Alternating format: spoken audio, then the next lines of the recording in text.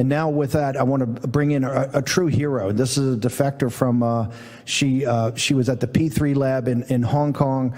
Dr. Yan, you've seen her on Fox News. You've seen her with Bill Hemmer. You've seen her on Fox Online. Dr. Yan, thank you very much for joining us at the Falkirk Center Freedom Summit today. It's always a pleasure to meet you, sir, and thank you for inviting me to War Room. Listen, you've inspired so many people just with your heroic story of what you did to leave Hong Kong and come and tell the story of the West. But specifically, I want to ask a couple technical questions. Tell us about the P3 lab you worked in Hong Kong. What was its role, and particularly what was its role in overseeing or looking at anything that was going on in mainland China? So the P3 lab I work in Hong Kong actually belong to the University of Hong Kong and the School of Public Health. So the head, Prof. Pierre Malik, and also the other head, Professor Liu Peng, both of them are the WHO consultant for both emerging disease influenza and also new coronavirus. And we are the WHO reference lab. This lab is a top coronavirus lab in the world, and these two experts are the top corona experts in the world. So basically in this lab, we are capable to produce and also analyze all the type of the emerging virus. The reason this lab is so important, and the reason it's the correspondent lab to the WHO, SARS that happened in the early part of the 21st century had such potential to destroy China that's what this was set up. And Dr. Gabriel Jung, we talked about him. He's the epidemiologist associated with it. This is one of the most prominent locations in the world for doing this, and it's the reason the WHO. The reason we're laying this out, the mainstream media now wants to kind of totally distance themselves from the WHO. So tell us your story. You really are saying that the CCP, the Chinese Communist Party, and their whether it's the Beijing CDC, the entire chain of command knew about the outbreak of this virus in Wuhan and Hubei much earlier than they let on, that they knew about it actually in late December, early January. Explain that. Okay, actually, since the end of December, 31 December 2019, my supervisor, Prof. Liu Peng, assigned me to do some secret investigation about the unknown pneumonia happened in Wuhan. He clearly told me face to face that there is unknown pneumonia happened in Wuhan, and it is caused by some SARS-like virus. And we want to know more information. He need to write the report to Hong Kong government. But actually, there are no official news come from mainland China. So I use my background because I got my PhD and MD from mainland China. I have the huge network in Chinese hospital and also government and research institute. So I turned to my friend and who work under China CDC, has the first hand of information.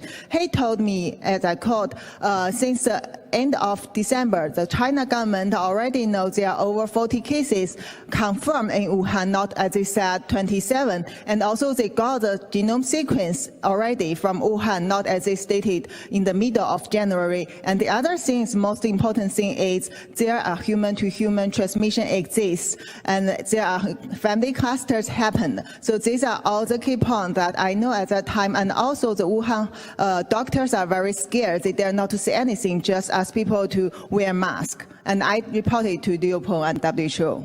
Okay, I just want to make sure we break this down for a second. During this time, people got to remember, I think it was January 14th and 15th, Li He and a delegation of the senior cadre of the Chinese Communist Party was right down the street in the White House, in the East Room, shaking the hand of the President of the United States and signing the first phase of the China deal. Now, I just want to go back, and Dr. Yan, to make sure I understand this. You're saying in late December, early January, they knew that they had an outbreak in Wuhan and Hubei province, okay? They knew that they had community spread, human-to-human transmission. You can prove that, and that all happened in the early part of January of 2020. Exactly, they can prove it. Okay, and so they came here. What I think people find shocking, you're at a reference lab. Really, a reference lab is kind of, I guess, the supervisory lab to make sure that what's going on in these P3 and P4 labs in mainland China is okay. But on January 12th, the WHO puts out a press release and says, after consultation with senior medical officials from mainland China, the CCP, there's no community spread, there's no human-to-human transmission. Then they tweet out on the 14th, they tweet out the same thing. The exact day, one of the days that the delegation from the Chinese Communist Party is having dinner with their American counterparts here. So was the WHO, did you guys in Hong Kong not get them the right information? Were they lying? Was the CCP lying to them? How did the WHO put out those two proclamations basically publicly when you're saying this was all known 2 weeks or 3 weeks beforehand? So this also make me surprised at the time, because I know that definitely the WHO experts already know this news, and the CCP government know it even earlier than them. And I don't know why they all collaborate together to hide the truth to the world. And also that's why when mid-January, my supervisor Liu Peng again assigned me to do more secret investigation about this, and I got information. I see no response from him. Then I turned to tell the truth through YouTube media, Mr. Dade, and tell the world in China about the news. Were you ever, we're going to have to jump to a break, but we want Dr. Yan to stay over. We're going to be coming to Miles Guo in the next segment also, but I need Dr. Yan to stay through. Were you ever, first you're assigned to find out what's going on, right, as the head lab technician. Then you start finding out, and it contradicts with what the WHO is putting out. Exactly. Are you warned? Did anybody say, I mean, do you go to your supervisor and say, hey, there's a big disconnect between what the truth is and what's coming out? And do they say anything to you?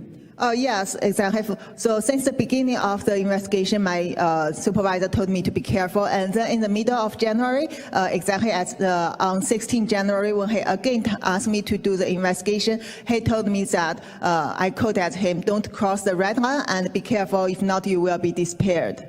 Dr. Yan, when somebody tells you not to cross the red line, what in your interpretation as someone from mainland China, what is that? What's your interpretation of that?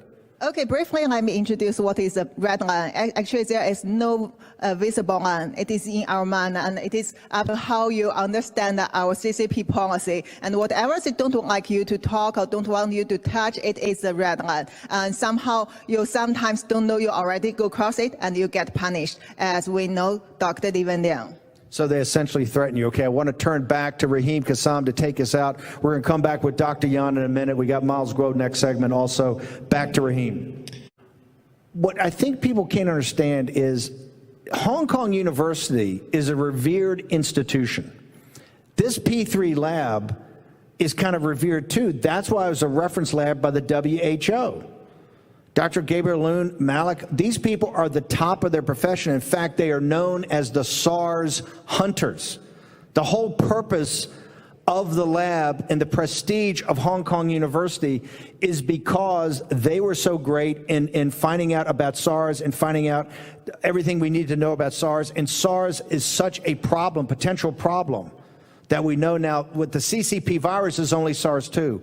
Why is it that someone that ran actually the technical side of the laboratory, why couldn't you come public and state your case in Hong Kong? Why did you have to flee in the dark of night to the United States? Because once I start to tell it out in Hong Kong, I will immediately get disappeared, like all the Hong Kong protesters who get disappeared without their names even. That is very terrible, because CCP government now control both mainland China and overseas, not only for even Chinese-speaking place. And I know, as you guys all know, that censorship for all over the world. So they don't like people to tell any truth against CCP regime, even it's the real truth. I mean, they just want people to know what they want you to know, like how the animal can spread the SARS-CoV-2, which is totally lie, and like how the SARS-CoV-2 come from nature, which is also another lie. And their publication from Bad Woman Shi Zhengli about RATG13 virus, which is a fabricated virus now being questioned by a lot of researchers, but this report cannot get published because of the censorship in the scientific field. So Dr. Yana, and when you say disappear, you mean disappear like sent to the mainland and put in a prison somewhere. That's what's happening to the Hong Kong freedom fighters. That's what Dr. Yan, you said you're concerned about.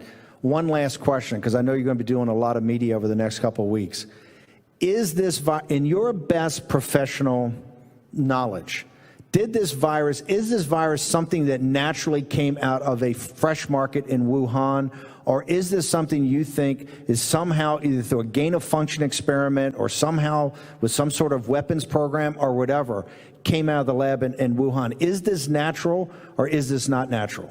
Before I answer this question, let me briefly introduce my background. I have my clinical medical degree from mainland China and also got my PhD degree in China. And then I turned to the University of Hong Kong to do the virology and immunology research. I also focus on the vaccine development. And since SARS-CoV-2 happened, I work in the WHO lab for the COVID-19 research. So according to my research experience, and I can say that, and all the intelligence and information I got, I can tell you that's definitely not come from nature, and also that's definitely not come from the Wuhan Huanan seafood market, because all the evidence I got shows that there are no animal hands left in any sample when they checked before they do the thorough cleaning of the Wuhan seafood market. But why CCP government insists that all the patients have to get the Wuhan seafood market history before they get diagnosed even in January? Why? They know at least 1/3 of patients don't have this history. They haven't been to the Wuhan seafood market, and they didn't get any animal hint from these samples. Only one sample from all the 30 samples, environmental samples they get from the seafood market has some virus detected. And these samples are not detected by the real experts from overseas or even Hong Kong. It's just done by the CCP government, and then they show the result to the world and tell you, come on, this is from China's animal. Some animal maybe people eat bat, eat rat, and eat all the poor animals and innocent animals. They don't know how to speak. They cannot fight with CCP. So they are the scapegoats.